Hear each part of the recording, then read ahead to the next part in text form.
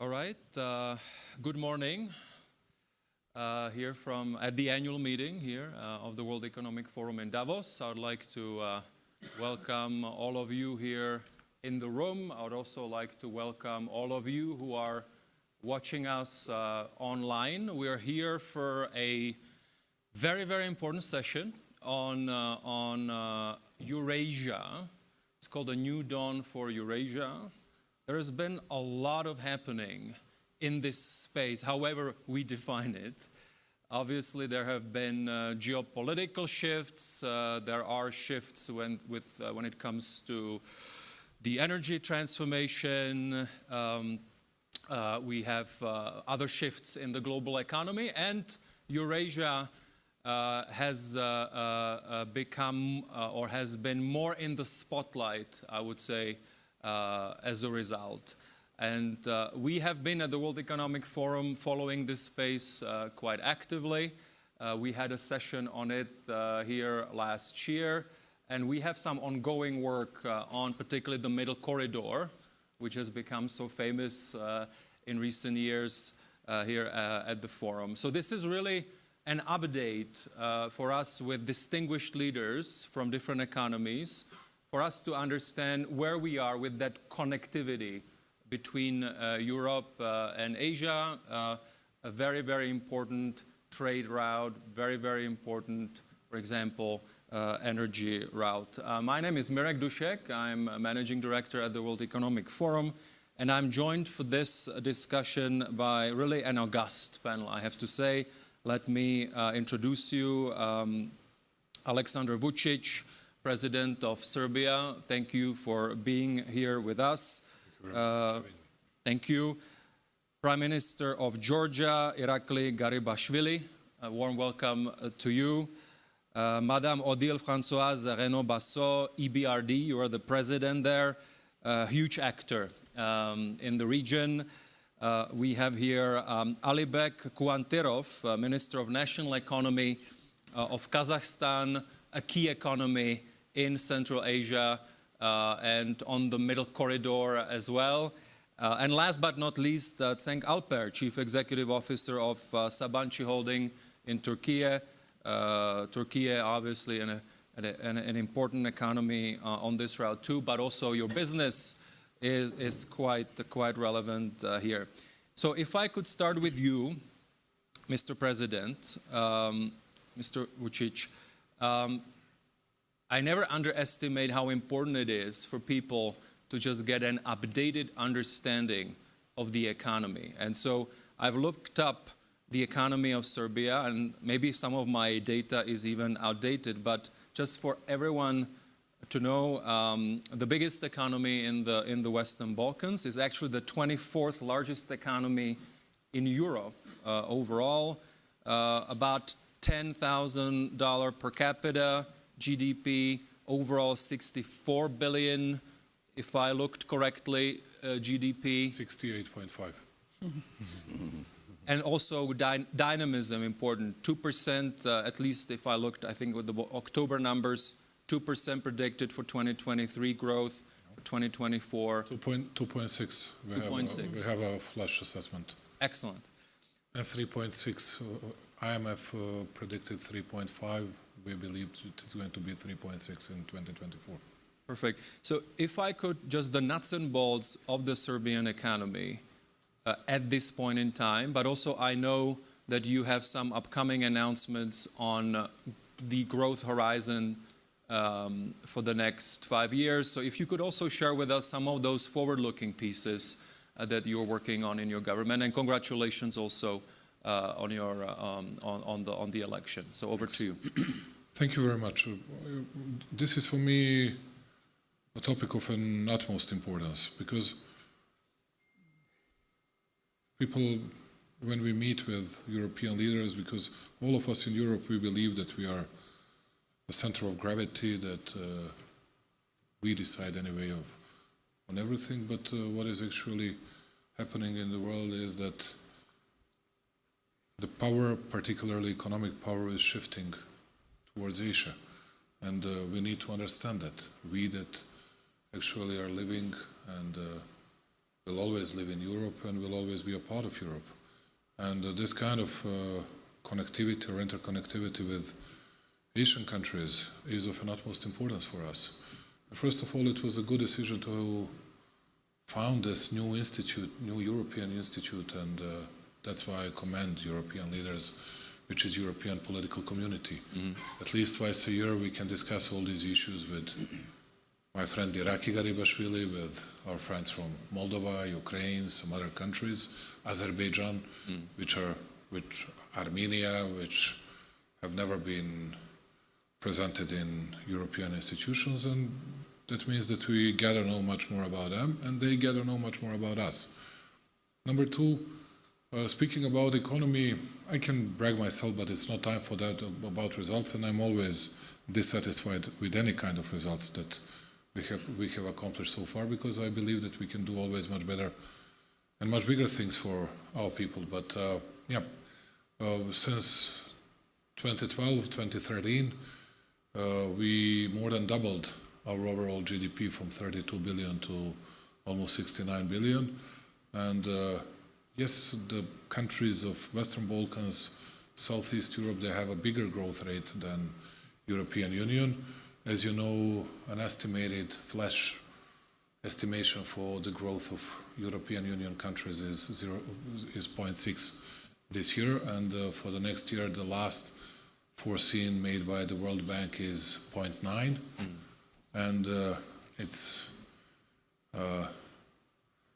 still this kind of assessments, estimations are still plunging, speaking about European Union, and our are a bit surging, not skyrocketing, but still surging, which is good for us, but it means that our economy is consistent, speaking about, let's say, FDIs.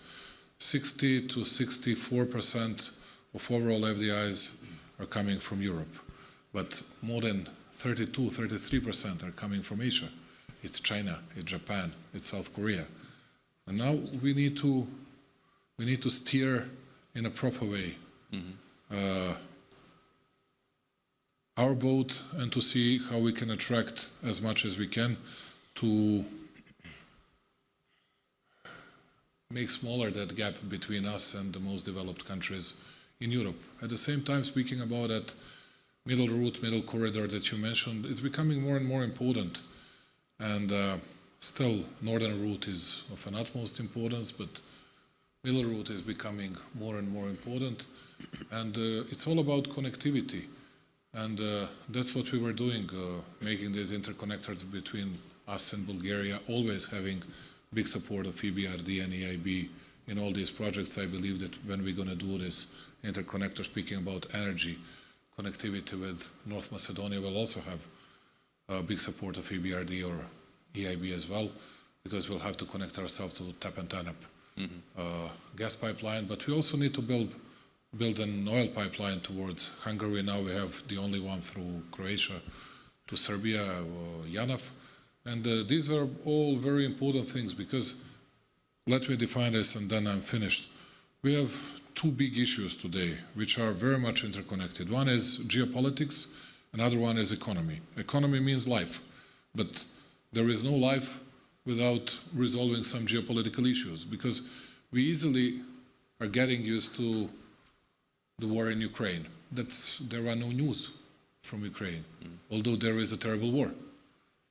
Not a big news, whatever might happen today in Gaza, because, okay, some civilians are dying, people are dying, but we got used to that, unfortunately, of course. Something happened between Houthis, they started attacking big shipments coming through Red Sea Channel. Well, that was a big news for 7 days. Not a big news anymore, but there is a problem. There is a big problem, because that is making a huge impact on all our economies. You saw the Maersk statement, a Danish company, you saw everything that was happening after that, because that will increase an overall expenses, operational expenses of all the companies in an entire Europe. That will also make a big impact on bigger cuts and deterioration of growth rate in the future in Europe as well. And this is, if you ask me, of the biggest interests of not Serbia, we are a small country, small place, speaking about number of inhabitants and territory as well, but speaking about an entire Europe, building all channels, all routes, all connectivity lines with Asia. This is of an utmost importance for us, although it doesn't look like that today. And yes, just to refer to your words, on Saturday we are going to present a big plan, and we hope that we'll have a great support from you, Madame Renaud-Bassol, from the other people, because we have had so far terrific experiences with EBRD. They have always been very helpful, but we took care of our public debt to GDP ratio. It's 51.4%, which is one of the lowest in Europe, yes, better than 90% of EU countries. We have always been taking care of that. We always were choosing the presence of IMF. Doesn't matter whether it was a precautionary arrangement or standby arrangement. Now we don't need their money. That's why it is just precautionary arrangement. But you need to have someone that will supervise, that will overview your public finances, which was good. That's why we are hoping to get EBRD on board to be helpful on energy connectivity issues, because there is a big issue, and then I'm ending. It's let's say AI. Yesterday I was listening to President Macron. I come here to listen to people, and he was speaking about something that we have never discussed, which is AI issue. If we're going to use AI in our industries, technologies, and everything else, it'll mean much bigger consumption of electricity. Where are we going to find it? What we need to do? We need to build new hydropower plants. We need to reversibles. We need to do many, many things, and we need to invest hugely. And that's why we need them. That's why we need many other things.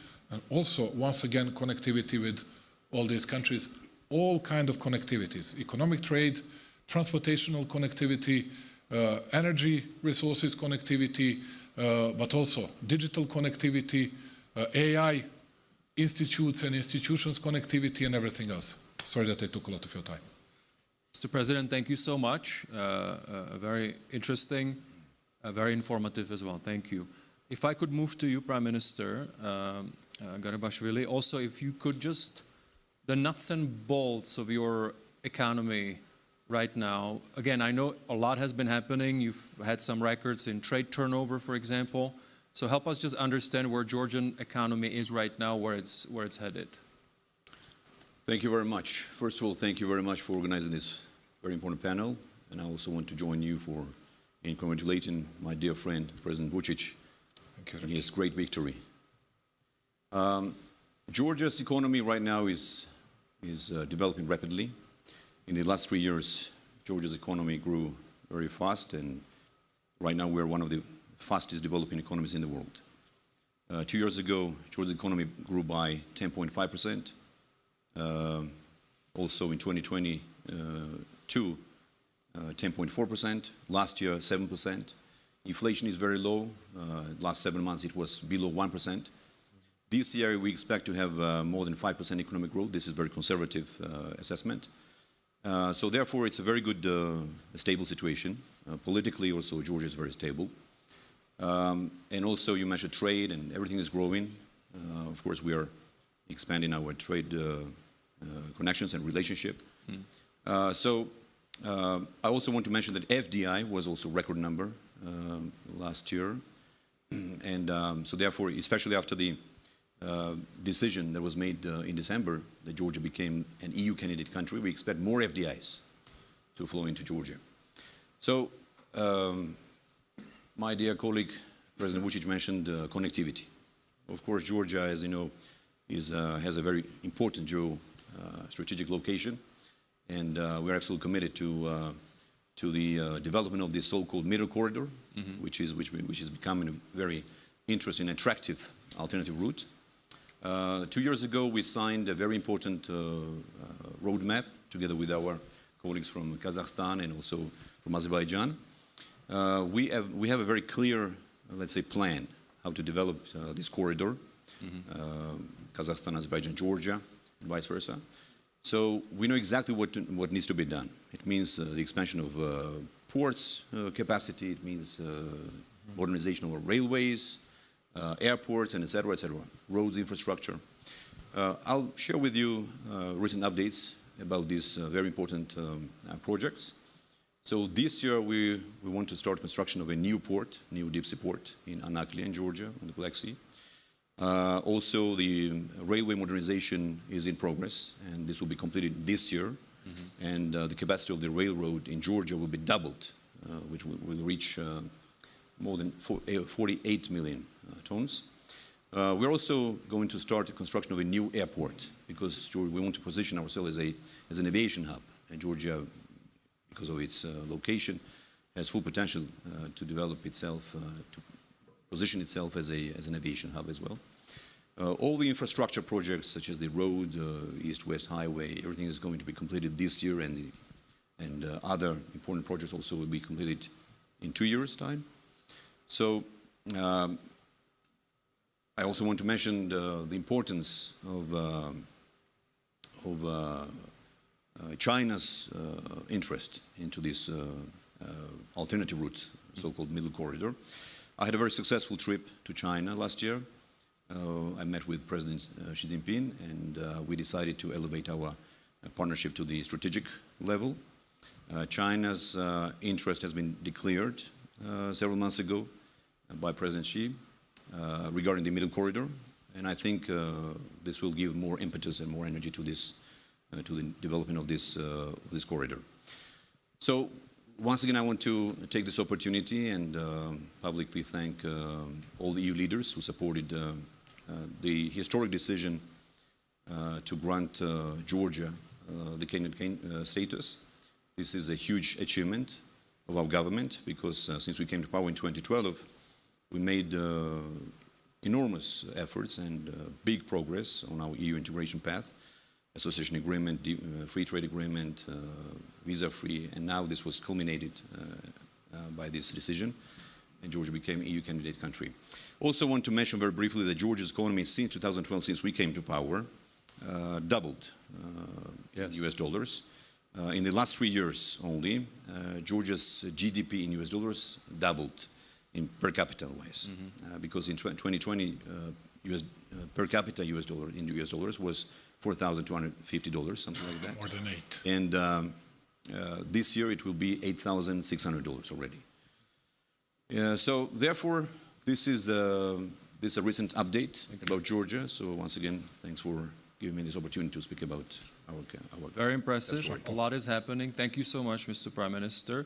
If I could go to you, Madame Renaud-Bassot, again, President, European Bank for Reconstruction and Development. So I'm originally Czech. I remember how we were always watching the numbers that were coming out from EBRD when you were assessing our economy, because you have those two roles that you play. Of course, you are a bank, you are in co-investing, etc., but you're also providing analysis on the economic picture of the economies that you're working in. So if I could start with that, with your experience and how closely I know you're watching this region, if we can call it that, or this space, how do you think just overall these economies are prepared for this changing world economy that is out there? How would you assess the current state of economic affairs in these economies? And then we can also go to the middle corridor. No, I think that as the two examples, first of all, thank you for inviting me to this panel. And indeed, for EBRD, the development of this region is very important, and we are investing in all the countries represented, participating to this panel. And we see the region as very strategic and dynamic in terms of growth. Of course, it depends from country to country. Each country has challenges, opportunities, and so forth. So they are in different situations. But in the current geopolitical context, as it was outlined by President Vучić, the strategic importance of this region in linking Asia with Europe has been increasing very substantially. And we see appetite for reform in a number of countries, appetite for diversification, being more, one of the strategic priority, I think, of all the countries is to be more involved, more active in global supply chain, and to benefit from the opportunities of the changes of the world economy, this reorganization of supply chain, for example, and the development of new opportunities in terms of investment, manufacturing, and so forth. I think the key issue of connectivity, which is at the core of this discussion today, is absolutely fundamental. Mm-hmm. I would say a few words on Middle Corridor. There is also an issue I would like to flag, which is the importance of the green transition and how this region can be a very important driver of the green transition for several reasons, because all these countries have a huge potential in terms of renewable, clean energy. They can become net exporter. Mm-hmm, mm-hmm. Some of them in Georgia is already fully, very highly relying on hydropower, but can go beyond in developing diversification in solar, wind, and so forth. And this green transition, a number of countries are also still very dependent on fossil fuel, coal, and so forth. Serbia, that's a big issue for Serbia. But I think embracing this transition and investing in accompanying this transition creates opportunity. Mm-hmm. To export to Europe, but also for the sake of the country. It will be a component of competitiveness because new FDI, new investors are looking now for clean energy in order to be able to, to sell with and to find customers looking for green products. And Europe is developing a cross-border CBAM, carbon border adjustment mechanism. So all this is an important dimension of the investment we are doing. And what we see is all the countries defining ambitious targets, plan to facilitate investment in renewable, to invest in the grid, in countries level, but also the interconnection between countries. So that's one key priority for us, and we are working with all these countries in this field. Middle Corridor is for us also very important. We've done a big study with the support of the EU Commission on what are the different options and scenarios and so forth, and we are putting our money where our mouth is. We start investing in Kazakhstan, in the different countries on railway, ports, and what will be very important to be successful is to have a global approach, a consistent approach, and it's a big challenge because you have a number of countries which have to if you want to have a full corridor, you have to have all the bits and pieces working together. So this will require the appropriate governance and having a strategic vision. A lot of investment, physical infrastructure, but also a lot of soft connectivity, customs cooperation, simplification of the procedure at the frontiers, and so forth. So that's a huge endeavor, a lot of work, but I think it's very much needed, and we are fully committed to play our role in this respect. Thank you so much. If I could go to a Minister of National Economy of Kazakhstan, Mr. Kuanterov. So obviously a pivotal economy in Central Asia. I was able to also be there with you at the Astana Forum. As I told you just before the panel, I was quite a detailed speech also from your president on the economy, very forward-looking. So again, nuts and bolts, where is Kazakhstan right now, but also what can we expect? What are you really particularly investing in terms of future competitiveness? Thank you, ladies and gentlemen, distinguished presidents, prime ministers, CEOs. Well, first of all, I will extend my gratitude for giving me a chance to participate at this meeting, and I think it's a very important and crucial topic for the whole region. Regarding the economic developments in our country, so we've been growing throughout 2023 for about 5%. We're expecting some additional data. And we had a record FDI inflow in 2022, which is of $28 billion, which was the record for the last 12 years. And we're also... 28 billion. 28 billion, yeah, FDI. And this year in 2020... It's bigger than Spain. And in 2023, we're expecting almost the same figures, though we actually target about 24, 25. The current geopolitical situation, of course, it had some repercussions with our economy, but our economy adapted, so to say, in the first 4 or 5 months, and our businesses, the government, though it was quite an unprecedented time. We are expecting FDI, and our FDI is just diversifying also. If, for example, at the beginning of 2000s, 75% of FDI came into the oil and gas and mineral sector. Now it's only 50%, and others go to renewables, others go to services and other sectors.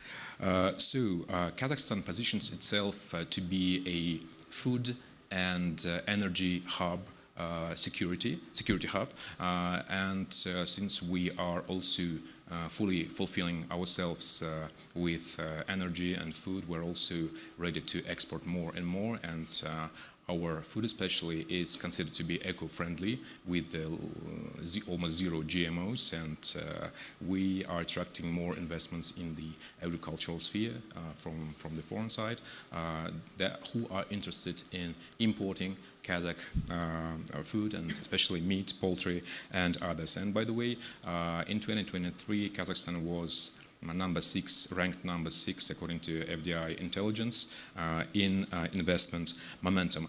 Our GDP in 2023 is $265 billion, and we plan to double the GDP by 2029 to at least 450 compared to 2022. But according to our estimation, it probably we will come to $500 billion by 2023. So one of the diversification directions is, of course, the development of infrastructure, including the Trans-Caspian International transport route, which is the middle corridor, and we're investing quite a lot. So this corridor is an alternative corridor for our traditional routes, which yet are also of great importance for us. But at the same time, of course, we're also looking, being a landlocked country, we're also seeking different other directions to export our goods, and I proudly can say that with the help of our friends in Azerbaijan, Georgia, and Turkey, we signed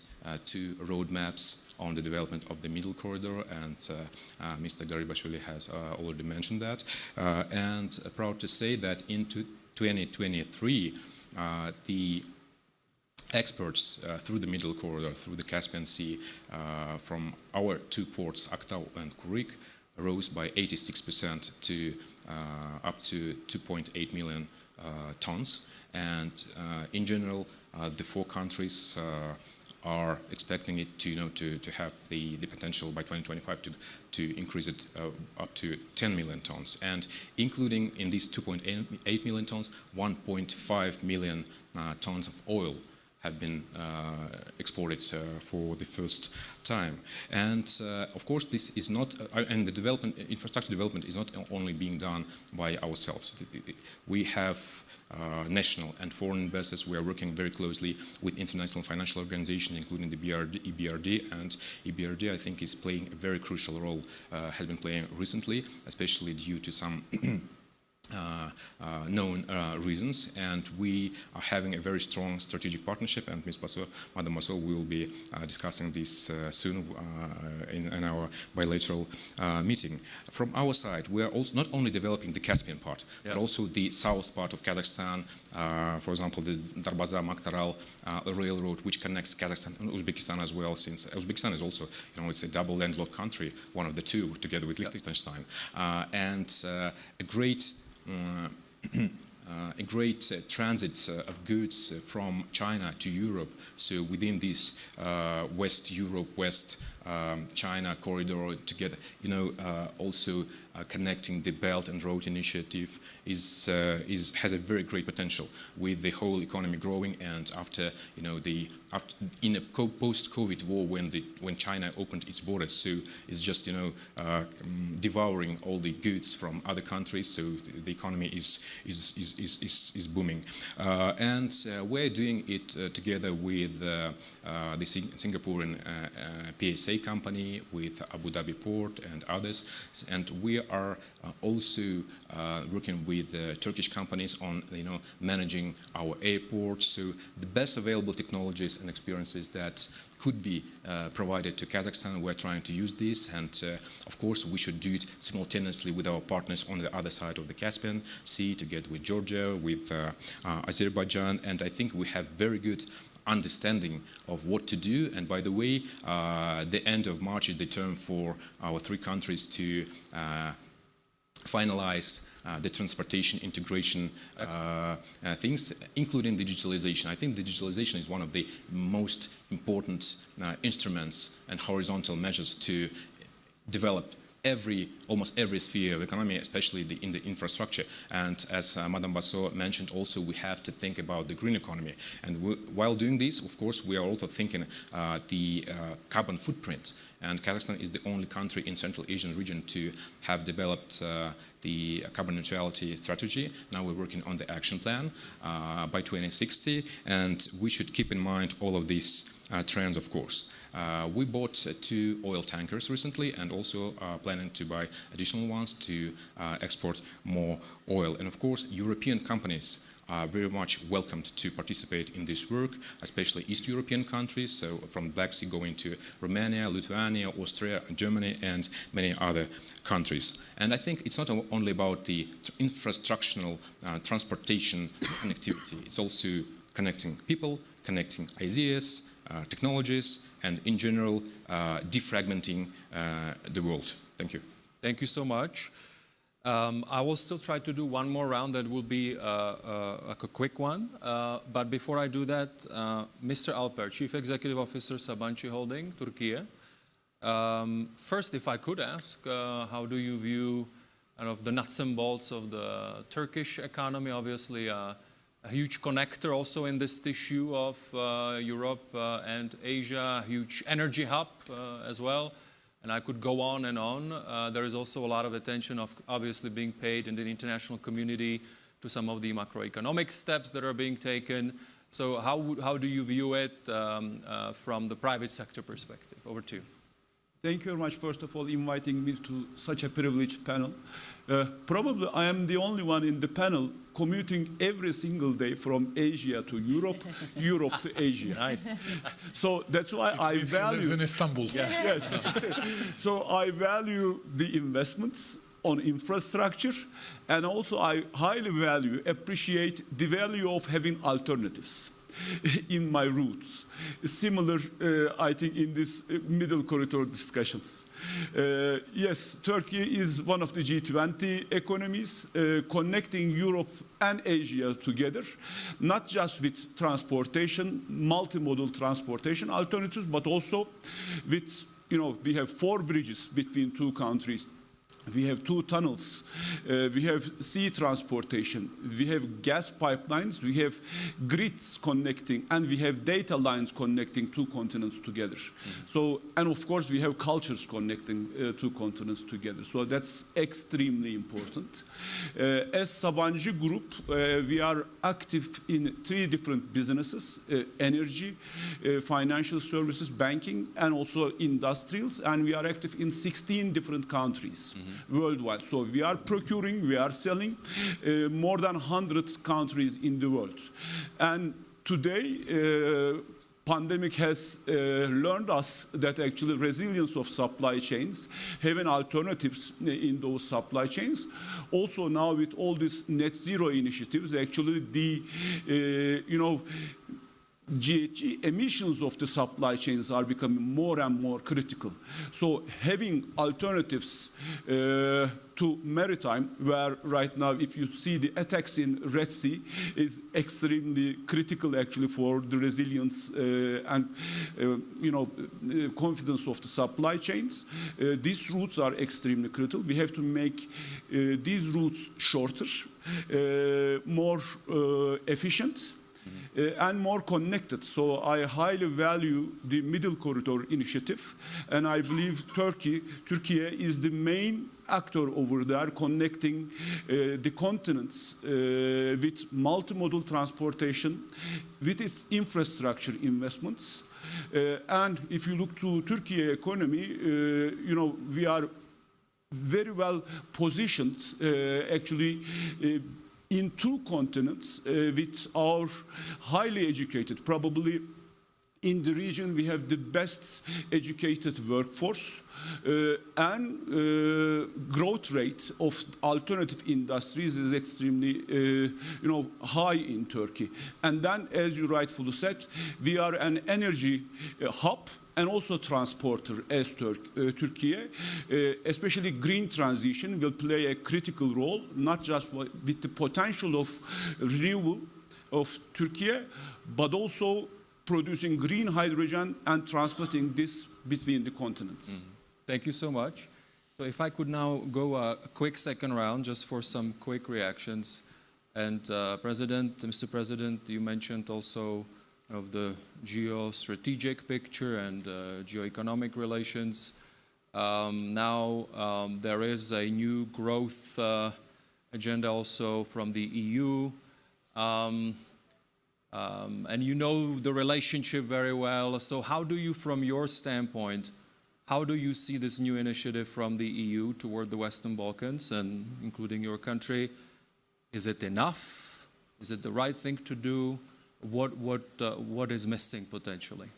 Whenever you gather us from the Western Balkans, my great friend Iraqi Garibashvili was together with me on a Chatham House Rule panel last night, and you were present as well, Mirek, and you can always see that there is a combination speaking about people's relationship, people from the Western Balkans relationship towards European Union. One is always flattering EU officials, and on the other hand, crying and complaining about lack of money. And this is not the case with Serbia. I don't do it, and I didn't do it last night. I never do it. Because I'm profoundly grateful to EU taxpayers for giving us whatever. Mm-hmm. Why would they do it? They have their own countries. But are they helpful? Yes, they're helpful. Many thanks for that. Can it be much more? Yes, it can. It can be less. Mm-hmm. But what I wanted to say, because I listened very carefully to these great people, what we don't see from Europe, because we believe that we are above the others from no reasons. Mm-hmm. But I'll tell you something. You heard Iraqi. Doesn't matter what will happen in a year, 2 or 5, about his political career, although I believe that he deserved to reign the country forever with his numbers. If you remember when Georgia was a big skyrocketing star on geopolitical sky of Europe and that part of a bit of Asia as well, what was the growth rate of Georgia at that time? Almost 0, 1, 1.5%.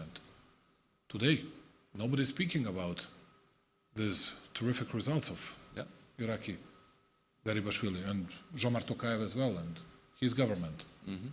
Why? Because, well, we cannot brag ourselves of such results in Europe. And when you ask me what they can do regarding growth agenda, I'll have a meeting with Ursula von der Leyen within 2 hours.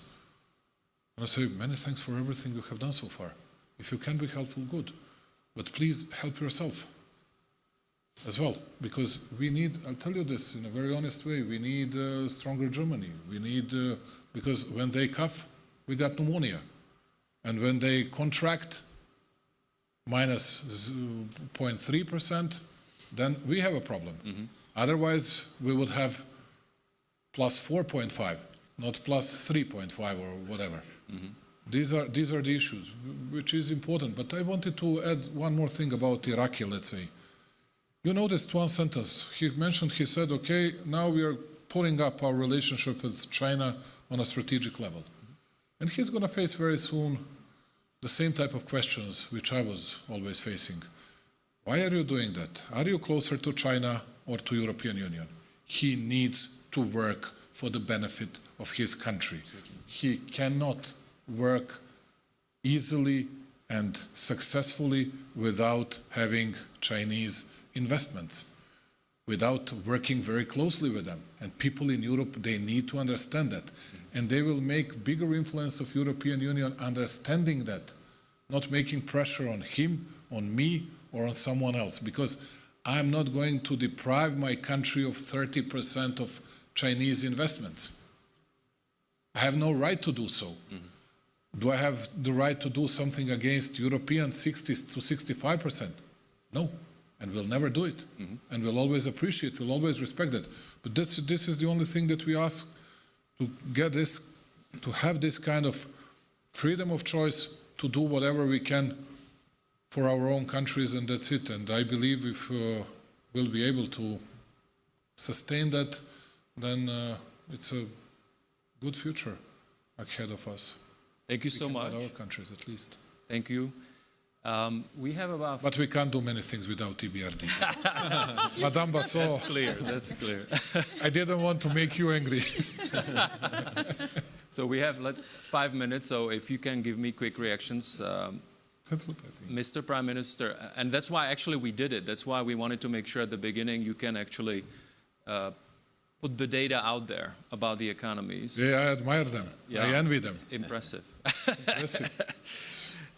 So having said that, obviously, and we were, Mr. Prime Minister, we were at a panel together here last year. So that was more of a geostrategic conversation. But still, if I could ask you, if you don't mind, South Caucasus, the relationship with Azerbaijan, between Azerbaijan and Armenia. Georgia, of course, is a critical stakeholder there. I know you are. So how do you view it, if you can share? Many people are curious. Sure. Well, regarding the security situation in the South Caucasus, first of all, of course, you remember the occupation of our sovereign territories. Russia still occupies 20% of our territories, and we had yesterday we discussed about this. 2008, when we had this war, after that war, Russia built military bases and still continues to occupy 20% of our territory. But regardless of this challenge, the security challenge, we managed to achieve an unprecedented and uninterrupted decade of peace and stability, which brought prosperity, economic growth to Georgia since we regained our independence. We've never experienced such a peaceful, stable situation in Georgia like now, like it is now.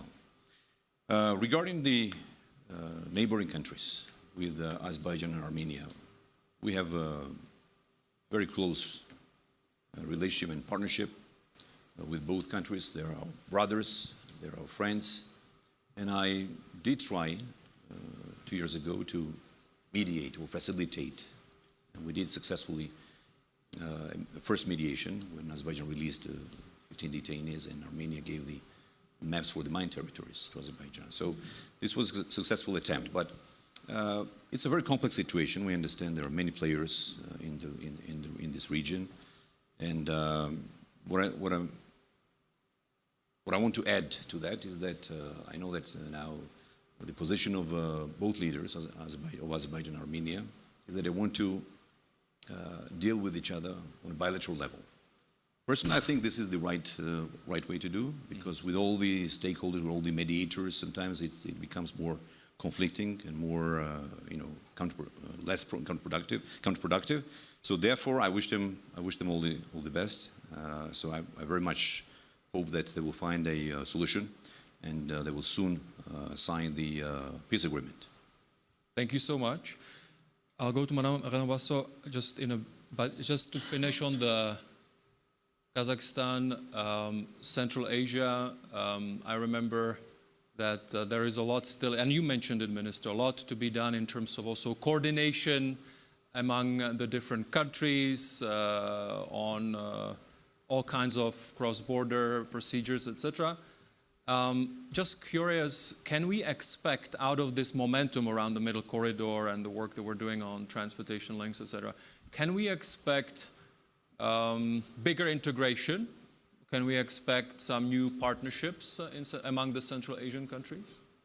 I think absolutely, yeah. There is a chance for that, and great opportunities, even without being in some framework of integrational framework, like in the customs union. We can do it together, as what we are doing together with Azerbaijan, with Georgia, and Turkey. So, and also Central Asian countries. So different countries in the region. We are with some of them in one union, in another union. There is also an organization of Turkic states. For example, where Turkey is also a participant. But I think even without formalizing some of these customs unions, so in general, it is for the best interests of each country. And I think, as Mr. President, you mentioned, every country, every government is responsible for its people, for its economy. So it must be not about being pro-Chinese or pro-Russian or pro-American something. It must be pro-Kazakh, pro-Serbian, pro-Georgian, etc. So it must be in the best interest of each country. And if the points merge, then we can find common solutions. Thank you. Thank you so much. And so we have two more speakers. If I could go to you briefly. Private sector, let's finish on that note. Madame Renaud-Bassot, I know you are always having that in your view, how those investments that you're making are also then crowding in private sector. So what would be the things you would mention? We have business leaders here. I'm sure a lot are also watching. And the same then question also to Mr. Alper. Over to you. No, I would say that there are a lot of opportunities, and you've heard about very positive stories about two countries in Eurasia, and I think that the strategic positioning of the region, the reform agenda embraced by the country leadership and so forth, creates a lot of opportunities to invest in these countries. We are supporting them. We are supporting infrastructure, but also financing directly private sector. For us, it's a key priority, and 75% of what we are doing is in the private sector. So, so we are confident that the country will develop and grow, and it's good to make business there. Thank you. And Mr. Alper, what would be the things that would make you even more invested in the region? Less political tensions, better cooperation and collaboration between the countries, and thanks to EBRD, but also I think we expect some incentives from all the countries so that we are more motivated to make investments in the region. Excellent. Thank you. This concludes this session. Thank you so much. Thank you to the panelists. Thank you. Thanks a lot. Thank you.